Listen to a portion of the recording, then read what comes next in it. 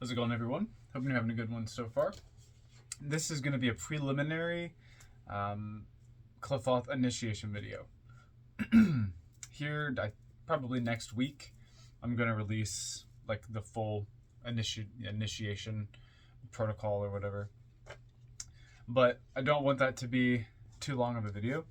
So this is kind of part one. It's kind of a prerequisite, however you want to think about it. I've already released a video on initiation. For some reason, people don't think that applies to the Qliphoth. It does. Any system you're wanting to initiate in, if you do so with all 4 to 5 elements, it will be a much more complete initiation than if you were just to do the path working or the mantras and ends or the gestures and offerings and things like that. A lot of people are only doing 1 or 2 of these things in unison. They are path working and they are like lighting candles, giving offerings, burning incense, using gestures. That's wind and that's earth, more or less. Or sorry, water and earth, more or less. If you're using mantra and you're creating sigils and things like that, that borders on wind and water as well. So I'm gonna run through this again in a more direct way. So if you are trying to initiate into the Qliphoth or the tunnels or anything else, what I suggest you do is start in the concept of wind, which relates to mental, psychic, noetic activity. Understand what you're working with and why. Understand what it relates to. If you are trying to initiate into Thalmael, understand what the name means. Understand that if you are bringing in the force of the twin gods or the chaos god or the two-headed god, that it's going to manifest a certain way within you and within your world. And you are going to have to be a vessel that can actually accept that charge, that can actually hold that force. That is the wind of it. If you want to write out a sort of an invocation, if you want to write out like a ceremony and stuff like that, feel more than comfortable to do that as well. I'm going to say this now. So many people are asking for videos like this. And 2 things happen. They either say, "Oh, I don't want to do that," which is sort of what I've been saying all along. It's very fucking personal. You're gonna keep asking people, probably, what to do until you finally find someone that does things the way that you do, or you're going to find some things and you're going to pick them apart. Do what you want. I'm giving you a template to use. As I've always said, all of this is just a template. You're going to connect and wind if you want to do it the way that I do it. You're going to understand the meanings of the words of power associated with the entity, the meaning of the entity's name, how it was represented at the time it was incepted, so to speak, all of that. Then, moving into fire, we get into energy work. This is exactly the same as the initiation video. Wind, fire, water, earth. If you don't know how to do energy work, you don't know how to raise energy and stuff like that, number one, there's a couple ways to do it. There's a couple forces you can raise energy with, but two, there's a couple ways that you can do it, as in breath work or exercise or fear, panic, ecstasy, trance. There's different ways that you can, and typically we're speaking of ecstatic trance here. There's multiple ways you can call the energy into. But have you been doing enough energy work for long enough that you can control the energy, or is it just going to entirely eviscerate you? This is another reason that I give this information the way that I do. Because if you can't sit 5 minutes through a video, I'm not sure you're ready for the information. So, learning invocation. I've covered this before. I'll say it again.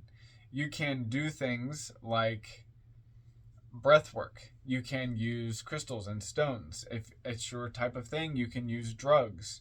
You can use dance. You can use rapture and ecstasy if that's your thing. You can draw in energy from the earth beneath you. You can draw energy from the light and then send it cascading down into the darkness. You can draw energy from statues, from stones, from herbs, whatever. But you're going to need to be able to raise your energy, so to speak. And that's not just to make an impact subconsciously. The energy is one of the ways that we connect. Then, getting into water, we have the idea of pathworking, visualizations, scrying, astral projection, lucid dreaming, out-of-body experience, all of this stuff. If you can create a strong enough connection in water or the astral, it can sometimes spark a connection with the etheric or fire, your energy field. Understand, if you are trying to do pathworking and scrying and things, though, that you need to have some understanding of symbolism. And not just that, you need to have an understanding of your own personal symbolism. Getting an update here, excuse me. Or a notification, rather. You need to understand the symbolism. And if you do that by studying something like Man and His Symbols by Jung, if you do that by looking at a book like The Secret Language of Tarot, if you do that just by studying your own dreams, however you need to make the connection, but you need to have some understanding of symbolism. Because when one person sees a snake, it means something different than when another person, like myself for instance, sees a snake or a scorpion or something like that. So you need to have an understanding of symbolism. If you just walk into a random house, you don't know the people's names, you don't know how they act, you don't know what their schedule is, and you are just bursting into their house, and you don't have an invitation, so to speak, it's going to be totally different than if you've met the people, you ring the doorbell, etc., etc. Working into Earth now, we have gestures, offerings like candles and incense, wine, flowers, stuff like that. We have the actual altar where you can represent the things that you are trying to bring in. We have the physical things like the tarot cards, the shadow tarot. We have sigils and things like that can be burned or can be drawn in bodily fluids or with an ink that we've made, perhaps out of black walnut or something like that. This is going to make a much stronger connection. Now, the issue is that most of you aren't honestly going to bother with most of this. Most of you probably don't have the attention span. Most of you probably don't have the discipline. Most of you probably don't have the capacity to control your energy. Most of you probably don't understand your own basic symbolism. And this isn't a knock to the people who that's true for. It's a warning. It's a gate. It's a fence that you can gladly jump over or tear down if you choose. But understand that there is barriers built between here in the beyond. And part of that is because you have built them. Part of that is because they are things that you were not ready for. So you distanced yourself. You were not prepared to handle them. And all of a sudden, people just want to open up all of that stuff. They just want to dive head first. No bungee cord, no flotation device, no oxygen tank. Plunge right into the fucking depths. They have no idea what is in there. Or if they do, then they might be misled, or they might be surprised when they get there. If you really, really, really want, we'll just go ahead and do it all in one video. No, that's going to be way too long for most people. We'll do 2 videos.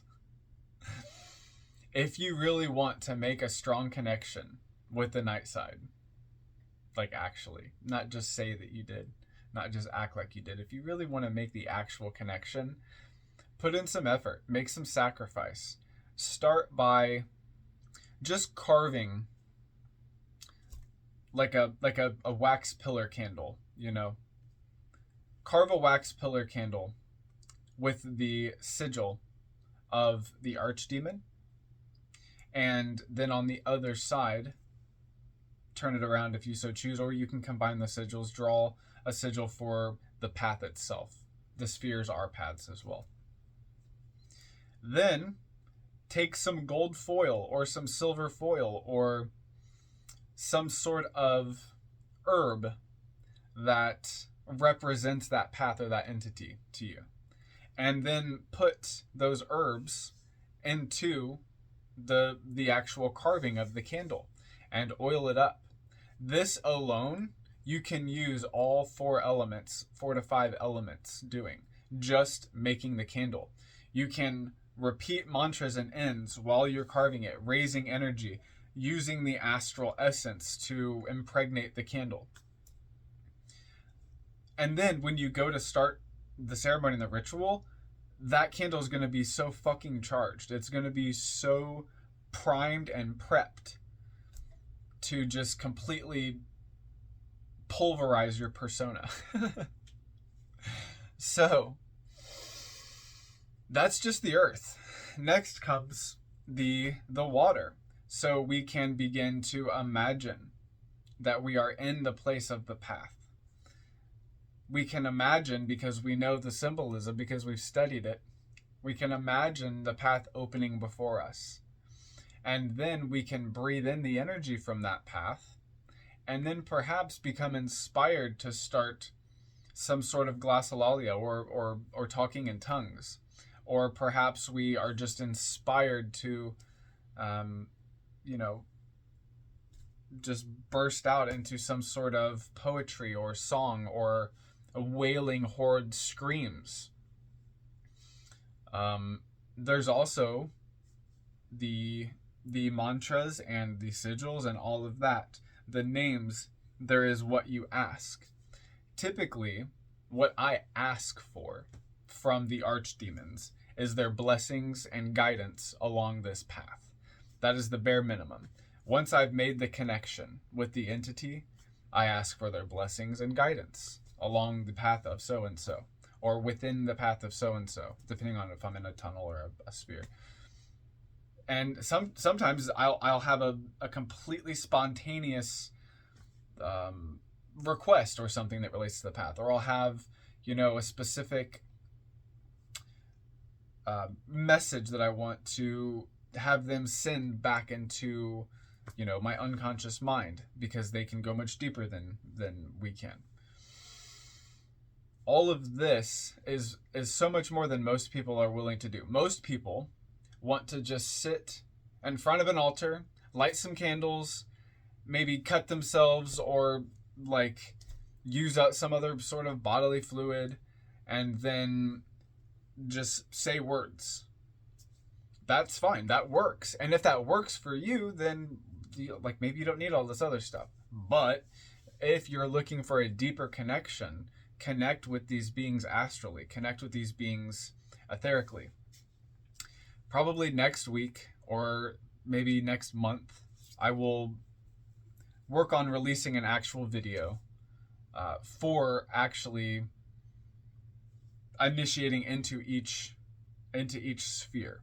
And then we can do each tunnel if you guys actually want. But I already released videos of myself performing one ritual as a template for those of you who have no idea what to do.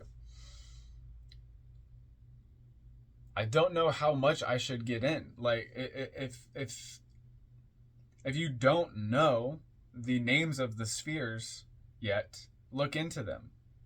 It shouldn't be, on someone else to do everything for you. And it's not necessarily that I feel that way, but it's like, if you come to me and you ask me, like, how should I do this? And I tell you, this is how you should do this, your next question is going to be, okay, well then how should I do that?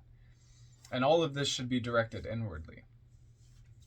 Now, if you have any questions or comments, please leave them below. But this should be like plenty for the people who are actually ready. For those of you that have already worked the day side, you're probably ready for the night side. Maybe not, but probably. For those of you that are just starting out and you want to be chaos magicians and you want to be black magicians and you want to be left-hand path practitioners, that doesn't just happen at once. Changes have to occur. Part of the darkness is patience. Part of the void is silence. I'm going to be completely honest. Most of you are not ready. But many of you are going to try anyway. So I guess it's like the cool parent policy, like I'd rather you drink at home. Like, if you're going to get into this stuff, I would rather you do it not necessarily safely, but in a strategic manner.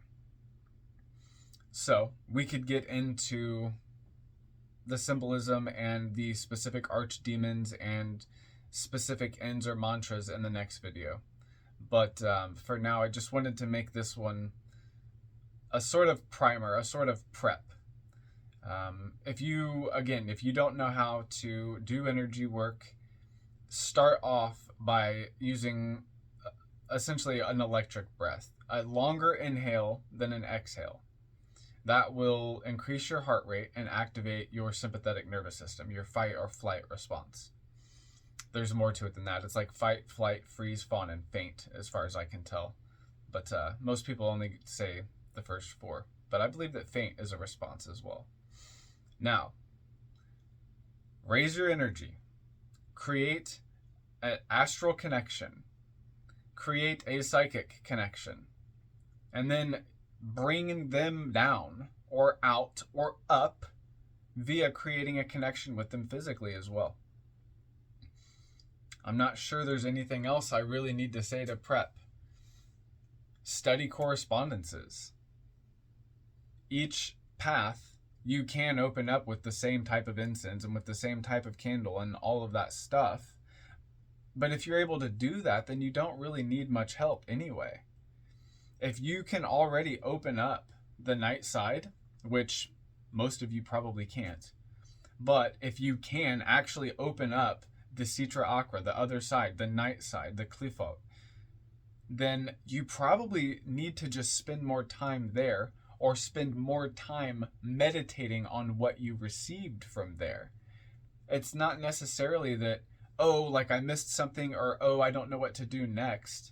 Sometimes you have to have patience because this is a process and you have to actually integrate and assimilate these things that you're learning. We'll see about a part 2.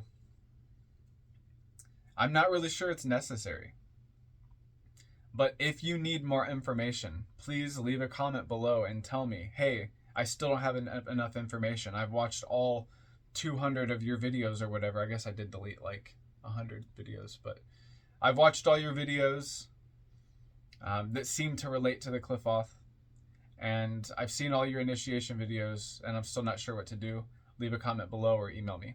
Otherwise, have a good rest of the day, take care, and I hope to see you in the next one. Thanks.